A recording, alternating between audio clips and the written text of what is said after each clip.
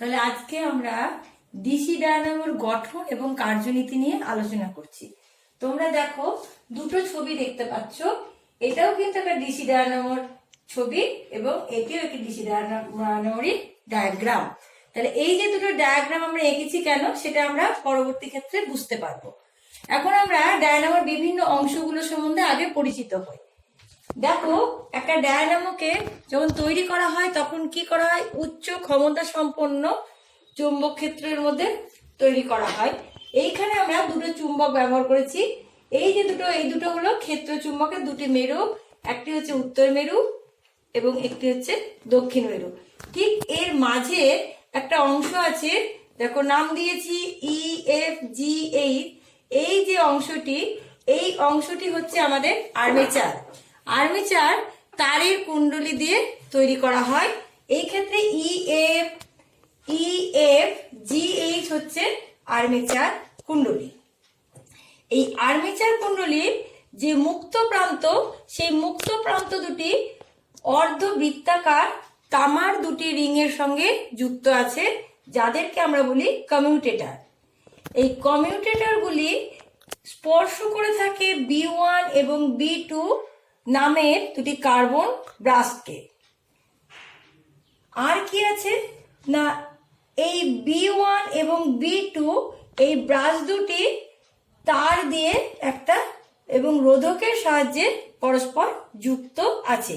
এটি হচ্ছে এই জেনারেটরের বহির্বর্তনী। যখন জেনারেটর বা ডায়নামোর মধ্যে তড়িৎ উৎপন্ন হবে, তখন এই বহির্বর্তনীতে আমরা তড়িৎ প্রবাহ লক্ষ্য করতে পারবো। এখন আমরা চলো তাহলে ডায়নামোর কার্যনীতি নিয়ে আলোচনা করি। তাহলে এবার দেখো, কার্যনীতি নিয়ে আমরা আলোচনা করছি। প্রথমে এই যে চৌম্বক ক্ষেত্র, আমরা কিন্তু জানি চৌম্বক ক্ষেত্রের চৌম্বকের যে বলরেখাগুলো সবসময় সেটা উত্তর মেরু থেকে দক্ষিণ মেরুর দিকে ক্রিয়াশীল হয়। সেই জন্য চৌম্বক ক্ষেত্রের অভিমুখ কিন্তু আমরা দেখো উত্তর থেকে দক্ষিণের দিকে দেখিয়েছি। এখন এই যে আর্মেচার, এই আর্মেচারকে যদি আমরা ঘোরাই, তাহলে ঘোরানোর সঙ্গে সঙ্গে দেখো ঘূর্ণন অক্ষ আমি দেখিয়েছি। তাহলে কিভাবে ঘোরাচ্ছি, ঠিক এমন করে ঘোরাচ্ছি, ঠিক উপর থেকে নিচে যখন এইভাবে যখনই ঘোরাবো আমরা, তাহলে যখনই কোনো একটা জিনিসকে তুমি এইটা ধরো, এইটা যদি আর্মেচার হয়, ঠিক এইভাবে যখন ঘোরাবে একটা অবস্থা আসবে, ঠিক এইরকম অবস্থা। সেই ক্ষেত্রে কিন্তু এই R1 এবং R2 এই যে দুটো কমিউটেটর, সেটা কিন্তু B1 এবং B2 থেকে সংযোগ ছিন্ন করে ফেলবে, বিচ্ছিন্ন হয়ে যাবে। বিচ্ছিন্ন হয়ে যাওয়ার সঙ্গে সঙ্গে গতিজাতের জন্য সেটা কিন্তু বাকি 90 ডিগ্রি ঘুরে আবার ঠিক এইরকম একটা পজিশনে চলে আসবে। তাহলে পাশের ছবিটাতে যদি আমরা দেখি, তাহলে এবার দেখবো, দেখো ঠিক 180 ডিগ্রি রোটেশনের জন্য EF বাহুটা এইখান থেকে ঠিক ঘুরে দেখো এই প্রান্তে চলে এসেছে এবং সঙ্গে সঙ্গে GH বাহুও কিন্তু 180 ডিগ্রি ঘুরে এইদিকে চলে এসেছে। তাহলে 1 নাম্বার এবং 2 নাম্বার এই দুটো ছবিতে আমরা কিন্তু দেখতে পাচ্ছি যে প্রথম ছবিতে তুমি যদি তড়িৎ প্রবাহের অভিমুখ দেখো, তাহলে তোমরা দেখতে পাবে EF এই যে বাহু, সেই বাহুতে তড়িৎ প্রবাহের অভিমুখ কোন দিকে ছিল, F থেকে E এর দিকে, তাই তো? আর এই বাহুর মধ্যে তড়িৎ প্রবাহের অভিমুখ কোথায় আছে, দেখো ঠিক H থেকে G এর দিকে। তাহলে এই অবস্থাতে আমাদের বহির্বর্তনীতে তড়িৎ প্রবাহের অভিমুখ যেদিকে হবে, যখনই আমাদের আর্মেচার 180 ডিগ্রি ঘুরে যাবে, সঙ্গে সঙ্গে কিন্তু দেখো বাহুগুলো ঘুরে গেছে। এবং বাহুগুলো ঘুরে যাওয়ার জন্য আগে প্রথম অবস্থাতে EF বাহুতে তড়িৎ প্রবাহের অভিমুখ ছিল F থেকে E এর দিকে, কিন্তু এই ক্ষেত্রে দেখো তড়িৎ প্রবাহের অভিমুখটা কিন্তু E থেকে F এর দিকে হয়েছে। আবার এই ছবিটাতে GH বাহুতে তড়িৎ প্রবাহের অভিমুখ ছিল H থেকে G এর দিকে, কিন্তু দ্বিতীয় ছবিতে দেখো তড়িৎ প্রবাহের অভিমুখ হয়ে গেছে G থেকে H এর দিকে। তাহলে তড়িৎ প্রবাহের অভিমুখ কিন্তু বাহুগুলোর সাপেক্ষে পাল্টে গেছে বা বদলে গেছে, আমরা দেখতে পাচ্ছি। তাহলে তড়িৎ প্রবাহের অভিমুখ যদি বদলে যায়, তাহলে কিন্তু আমাদের এই ক্ষেত্রে কি হবে, যে তারের গতির অভিমুখটা বদলেছে বলে তড়িৎ প্রবাহের অভিমুখটাও কিন্তু বদলে গেছে। তবুও আমরা বহির্বর্তনীতে ডিসি কারেন্ট কেন পাবো? ডিসি কারেন্ট পাবো তার কারণ হচ্ছে, এইবার দুটো ছবির নিচের অংশটা খেয়াল করো। এই যে প্রথম ছবিতে দেখো R1 কমিউটেটর আমাদের যেদিকে আছে B1 ব্রাশের সাথে যুক্ত এবং R2 কমিউটেটর এখানে B2 ব্রাশের সাথে যুক্ত। যখনই তুমি দ্বিতীয় ছবিটার মধ্যে চলে আসবে, সঙ্গে সঙ্গে দেখো R1 কমিউটেটর B1 এর কাছে চলে এসছে এবং এই যে R1টা B2 র কাছে চলে গেছে। তাহলে কমিউটেটর গুলো তাদের জায়গাটা পরিবর্তন করেছে। তাহলে এই পরিবর্তনের জন্য বাহুগুলোর মধ্যে তারের গতির অভিমুখ এবং তড়িৎ প্রবাহের অভিমুখ দুটো ব্যালেন্স হচ্ছে। মানে তারের গতির অভিমুখ বদলে গেছে ঠিকই, যে প্রথম ছবিতে যেদিকে তারের গতি ছিল দ্বিতীয় ছবিতে তারের গতির অভিমুখটা একদম উল্টো দিকে হচ্ছে, তবুও তড়িৎ প্রবাহের অভিমুখ একই রকম থাকছে। তার কারণ হচ্ছে কমিউটেটর গুলো তাদের পজিশনটা পাল্টে ফেলেছে এবং পাল্টে ফেলার জন্যই বহির্বর্তনীতে তড়িৎ প্রবাহের অভিমুখটা সবসময় একমুখী থাকছে এবং বহির্বর্তনীতে আমরা ডিসি কারেন্ট পাচ্ছি। এখন এই জিনিসটা আমরা একটা ভিডিওর মাধ্যমে দেখে নিই, তাহলে আমাদের বুঝতে আরো সুবিধা হবে। দেখো ছবিতে আমরা একটা ডিসি জেনারেটরের ছবি দেখতে পাচ্ছি। প্রথমে এর পার্টগুলো সম্বন্ধে আমাদেরকে দেখানো হচ্ছে, তাহলে প্রত্যেকটা পার্ট দেখে নাও এবং ম্যাগনেটিক ফিল্ড কোন দিকে কাজ করছে সেটা দেখানো হচ্ছে। এ দেখো কমিউটেটর, নীল রঙের এটা হচ্ছে ব্রাশ, সবুজ রঙের যে রেক্টাঙ্গেলটা দেখতে পাওয়া যাচ্ছে সেটা হচ্ছে আমাদের আর্মেচার। এখন এটা কেমন করে যন্ত্রের মধ্যে থাকে সেট করা সেটা কিন্তু এখানে দেখানো হয়েছে।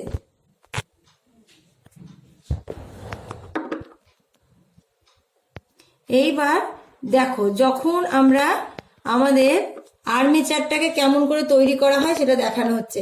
আর্মেচারের মধ্যে দেখো তারের লুপ এরকম সিঙ্গেলও থাকতে পারে, একাধিক কয়েলও কিন্তু আমরা ব্যবহার করতে পারি আমাদের আর্মেচারের মধ্যে। এই আর্মেচারের মধ্যে আমরা এই যে তারের যে দৈর্ঘ্যটা যদি পরিবর্তন করি, অর্থাৎ যদি একাধিক কুণ্ডলী যদি ব্যবহার করি আর্মেচারের মধ্যে, সেই ক্ষেত্রে কিন্তু আমাদের জেনারেটরের বা ডায়নামোর কার্যক্ষমতাটা বৃদ্ধি পায়। এটা হচ্ছে স্প্লিট রিং, যেগুলোকে যে ব্রাশের সাথে যুক্ত ছিল, যেটা আমরা R1 এবং R2 নাম দিয়েছিলাম আমাদের ছবির মধ্যে, আর B1 এবং B2 হচ্ছে এই যে দুটো ব্রাশ দেখতে পাচ্ছ তোমরা। এই দেখো আবার দেখানো হয়েছে কেমন করে লাগানো থাকে। এটা হচ্ছে একটা গ্যালভানোমিটার। এই গ্যালভানোমিটারের সাহায্যে আমরা বুঝতে পারবো যে আমাদের ডায়নামো বা জেনারেটরের মধ্যে তড়িৎ উৎপন্ন হচ্ছে কিনা। দেখো তড়িৎ উৎপন্ন হওয়ার সঙ্গে যেভাবে দেখাচ্ছে, দেখো বাহুগুলোকে ওরা দুটো কালার দিয়ে দেখাচ্ছে, একটা ভায়োলেট কালার এবং একটা ডার্ক পিঙ্ক কালার। প্রথম অবস্থাতে দেখো কি আছে, বলে কারেন্ট যাওয়া শুরু করেছে। যখনই কারেন্ট যাচ্ছে, দেখো কারেন্টটা যখন যাচ্ছে তড়িৎ প্রবাহের অভিমুখ কিন্তু একই থাকছে। কেন থাকছে সেটা কিন্তু ওরা এবার ব্যাখ্যা করছে, তোমরা একবার ব্যাখ্যাটা শুনে নাও। But when the coil rotates, you can see that when the coil comes to this position, the direction of the current changes. If we want to keep the current in the same direction, we must this brush to be in contact with this wire, right?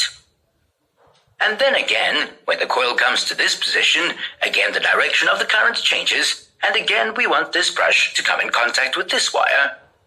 Probably we already learned that for every half rotation we must change contacts between brushes and wires. But how do we make this process happen automatically? We can automate this process by adding split rings. Split rings, as the name suggests, is a ring that is split in between, giving two half rings with the same gap in between. Now let's see how the split rings automatically change contact for every half a rotation. So right now this brush is in contact with this half part of the split ring, violet color. When the coil rotates and comes to this position, the direction of the current changes, and this brush now is in contact with the other half part of the split ring, pink color. This arrangement provides that current flows in the same direction. Again, as the coil comes to this position, finishing another half a rotation, you can see that this is only changed contact. Brush is in contact again with the violet color half part of split ring. In this way, the DC generator is built, where the current only flows in one direction through any external circuit, and it's built, where the current only flows in one direction through any external circuit. And in this arrangement, with brushes and split rings, which helps us to automatically change contacts, we call them commutators. So split rings act like commutators. The next thing we must mention, that it's really important for working principle of DC generator, is how can we determine the direction of the current, magnetic field and force. To determine all this, we must use Fleming's right-hand rule. So we will explain how can we use Fleming's right-hand rule. As you can see, the rotation of the coil is clockwise, and the force acting on part of the coil AB pushing that part of the coil upwards. So to know the direction of the induced current, we apply the Fleming's right-hand rule. How do we do that? We place our right hand so that the thumb points up, showing the direction of the force. The index finger or the finger pointing in direction of the magnetic field from north to south pole, and middle finger will point in the direction of the induced current, which is in our case from A to B.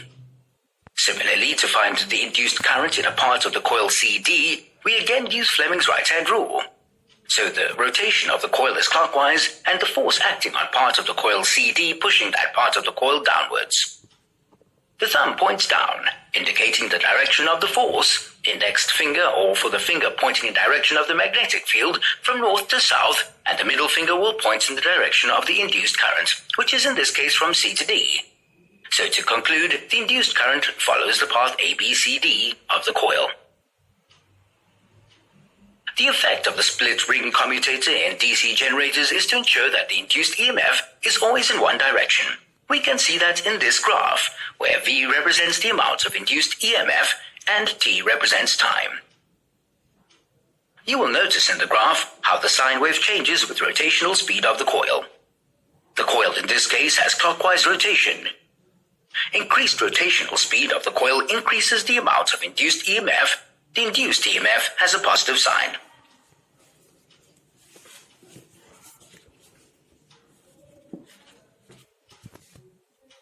Also, you see the example how the sine wave changes with rotational speed of the coil, when the coil is rotating counterclockwise. Again, the increased rotational speed of the coil increases the amount of induced EMF. In this case, the induced EMF has a negative sign.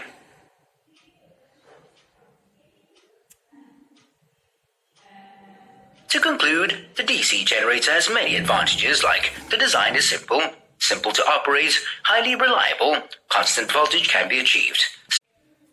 তাহলে আমরা কিন্তু দেখে নিলাম যে DC generator কিভাবে কাজ করে। আমি তোমাদেরকে আগেবার বুঝিয়েও দিয়েছি এবং ওখানে সুন্দরভাবে ব্যাখ্যা করে উনি দেখালেন যে ফ্লেমিং এর ডানহস্ত নিয়মটা কিভাবে এখানে কার্যকরী হচ্ছে এবং কিভাবে আমরা বহির্বর্তনীতে ডিসি কারেন্টটা পাচ্ছি। এখন আমরা একটা জিনিস এখানে জেনে নিই যে আমাদের এই যে ডায়নামো বা জেনারেটর, এই জেনারেটরের মধ্যে কিন্তু এখানে কি হয়, কোন শক্তি কোন শক্তিতে রূপান্তরিত হয়। এই ক্ষেত্রে যান্ত্রিক শক্তি তড়িৎ শক্তিতে রূপান্তরিত হয়। ডিসি জেনারেটর বা ডায়নামো হচ্ছে এমন একটা যন্ত্র যেখানে গতিশক্তি বা যান্ত্রিক শক্তি তড়িৎ শক্তিতে রূপান্তরিত হয়ে থাকে। এই জেনারেটরের ক্ষমতা আমরা কিভাবে বৃদ্ধি করতে পারি সেগুলো একবার দেখে নিই। এইখানে যে ক্ষেত্র চুম্বক গুলো ব্যবহার করা হয়েছে তার পরিবর্তে কিন্তু আমরা তড়িৎ চুম্বকও ব্যবহার করতে পারি এবং তড়িৎ চুম্বকের ক্ষমতা বৃদ্ধি করলে পরে এই যে অর্থাৎ এই যে চুম্বক গুলো থাকে, যেই চুম্বক ক্ষেত্রের মধ্যে পুরো সেট আপটাকে রাখা হয়, সেই চুম্বক ক্ষেত্রে যদি ক্ষেত্র প্রাবল্য আমরা বৃদ্ধি করি সেই ক্ষেত্রে কিন্তু ডায়নামো বা জেনারেটরের ক্ষমতা বৃদ্ধি পাবে। দ্বিতীয় হচ্ছে এখানে যে আর্মেচার ব্যবহার করা হয়েছে, আমরা দেখলাম ভিডিওর মধ্যে আর্মেচারের মধ্যে সিঙ্গেল ওয়্যারও ব্যবহার করা যায় এবং মাল্টিপল ওয়্যারও ব্যবহার করা যায়। তাহলে যদি আমরা এই যে তারের যে সংখ্যা, তারের পাক সংখ্যাটাকে যদি আমরা বাড়িয়ে দিই তাহলে কিন্তু আমাদের ডায়নামোর ক্ষমতা বৃদ্ধি পাবে। আর কি করতে পারি ডায়নামোর ক্ষমতা বৃদ্ধি করার জন্য বা বেশি পরিমাণ তড়িৎ শক্তি উৎপন্ন করার জন্য? এই যে আর্মেচারের যে ঘূর্ণন, সেই ঘূর্ণনের গতি যদি বাড়িয়ে দিই অর্থাৎ মোশনটাকে যদি আমরা বৃদ্ধি করি সেই ক্ষেত্রেও কিন্তু বেশি পরিমাণে তড়িৎ শক্তি উৎপন্ন হবে। তাহলে আমরা দেখলাম যে আমরা অনেক রকম উপায়ে কিন্তু আমরা একটা ডায়নামো বা জেনারেটরের ক্ষমতা বৃদ্ধি করতে পারি। আমরা পরবর্তীতে এসি ডায়নামো নিয়ে আলোচনা করব।